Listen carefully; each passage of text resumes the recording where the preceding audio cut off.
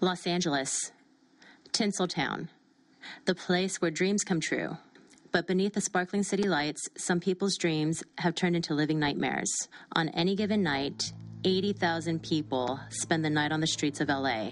30 to 50% are women and girls with no place to call home. Women and children are the fastest growing population. An unplanned pregnancy often marks the beginning of homelessness.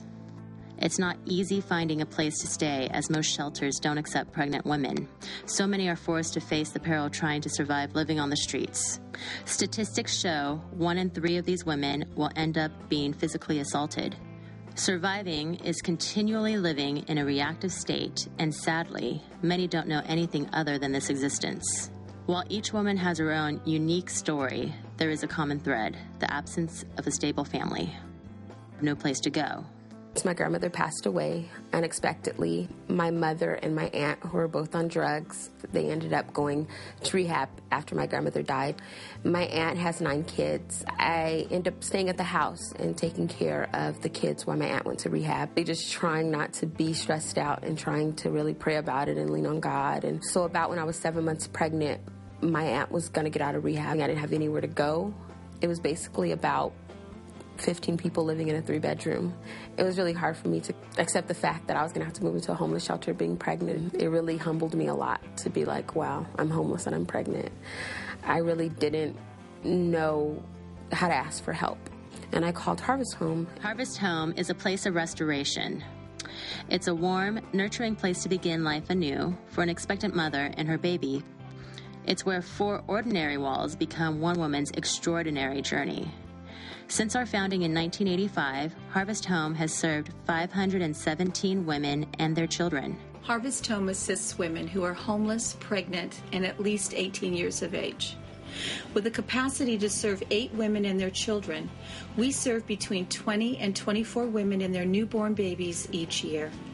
The average stay for each resident is 9 to 12 months, enabling staff and mentors to connect and develop deep and meaningful relationships with each woman, moving her towards maturity and preparing her for the real world.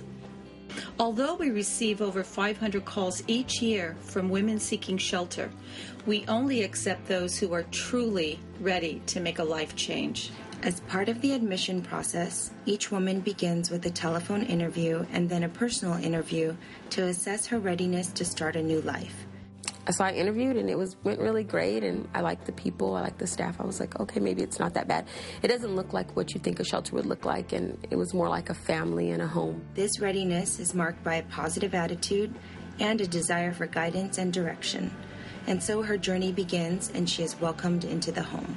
The most important gift that we give to the women is the gift of presence. We are here for them 24 hours a day, 7 days a week. A shoulder to cry on, a safe person to share with, a hug, a pat on the back, a word of encouragement or instruction. Because the journey is difficult. I needed help. There were women here that could help me and show me that my life didn't have to be a mess, that I could walk through the front door of Harvest Home and trust that I was going to have a roof over my head and a meal, and people around me that cared, and that they weren't going to shut the door on me like my family did. Well, the program really is designed to meet the physical, emotional, and spiritual needs of each woman so that they can be prepared for independent living. Our goal is really to move them from surviving to thriving. Most times, Harvest Home is their first look at a healthy, loving, although sometimes complicated family. While Harvest Home is a place of refuge, it is also a place of personal growth.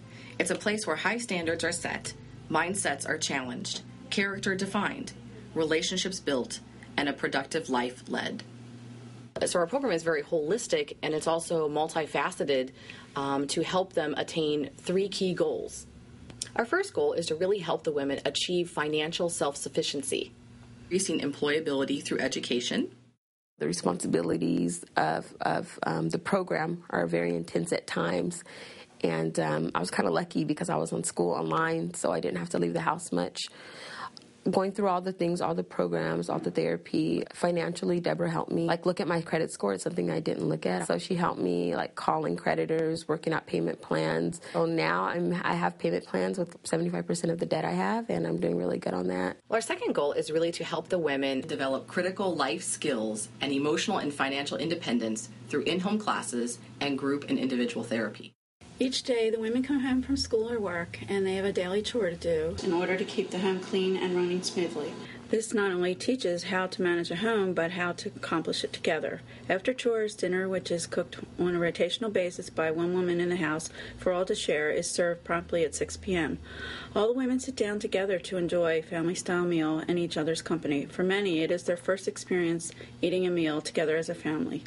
After dinner, 2 to 3 times a week, the women attend an in-home class, taught by a volunteer on relevant life topics, such as money management, parenting, birthing, infant care, developing healthy relationships, cooking, nutrition, and Bible study. Each woman also meets weekly with a licensed therapist who address the deep emotional issues that may be holding the women back from achieving stability, both emotionally and financially. Our therapist guides each woman through a journey of personal introspection to examine the reasons for their homelessness and how to overcome them. Identifying and breaking these patterns helps them to avoid falling back into destructive patterns and becoming homeless again. Everything was more than I could have imagined. I got counseling that I desperately needed to maintain a healthy pregnancy. Going through all the activities through the sessions with Deborah, case meetings and things like that. Going through like the group therapy with the other girls, therapy sessions with therapists by myself. All those things that help me to tear down my walls. Our third goal is to encourage the women to find spiritual wholeness through the exploration of Christian precepts, through testimonies, devotionals, Bible study, and prayer. Each woman also has a mentor who is both a role model and a friend. Mentors provide support, encouragement, guidance, a listening ear, and many hugs during the journey. Mentors also bring a mature life perspective to the friendship, as the development of healthy friendships is a new skill. These relationships are critical to her well-being and part of a necessary support network needed after Harvest Home. And I have a support system like I've never had in my life, and I now can ask for that. So some big lessons happened here, and I'm just really grateful. When the women first come home with their baby, there's a time of rest where they don't have as many requirements, so they're just spending lots of time with their new baby. Most women are ready to move to a transitional program that continues the growth process that they started at Harvest Home while offering an increased level of independence. During and after their move, we continue providing resources and support through our alumni follow-up program to ensure both a successful transition and their long-term success. And I work at an art school in their admissions department.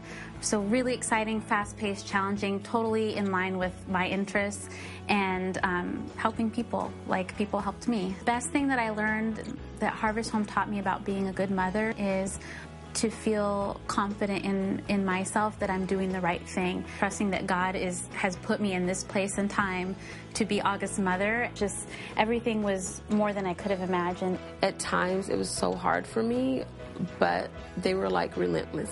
No matter what you said or what you did, they were still there, like, okay, I'm going to help you. No, we're going to get through this. And just the love that the women have is really apparent.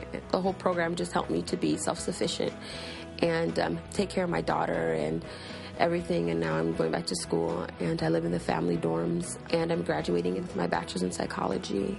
And I know that having my daughter has really helped me to really just grow up and be like, I have somebody that's depending on me now. Harvest Home helped me to do that because I really didn't know how. And I'm really thankful to all the ladies here at the house. They're all like so amazing and so incredible. And I felt like this program was like such a blessing to me because it allowed me to be able to really become the person that I wanted to be. Harvest Home's vision is to transform the lives of women and their children by first helping them identify and overcome the root causes of their homelessness. Why did they become homeless? But also to promote physical and emotional health, spiritual growth, and financial independence. I owe my life from here on out to Harvest Home, and I can say that because it's the truth. Harvest Home is truly not just life-saving for the babies, but life-saving for the women. Through personal relationships, one-on-one guidance and support, and life skills training, each woman has started her lifelong journey as a mom better prepared to face life and all of its joys and challenges. Some say it takes a village to raise a child.